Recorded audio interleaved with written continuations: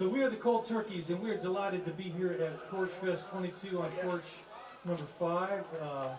Happy to see y'all here. Yeah. So before we kick off, we want to thank Purple 19, Judy Spivell, all the sponsors, Liquor Express, and we'd like to thank the hosts for this event at this lovely house, Doug and Peggy Hawkins. Thank you for hosting, and I'd like to thank all you nice people for showing up here on a nice cool evening tonight. We're going to play some music for you. Hope you enjoy it.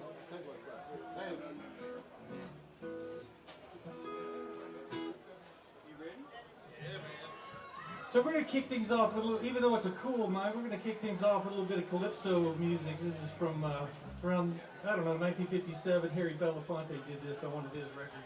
We thought it'd be fun to play, so.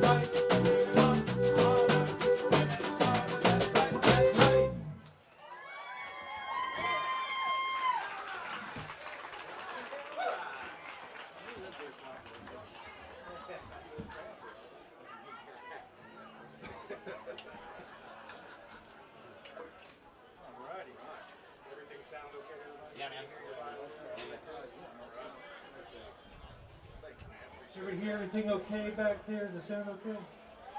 All right.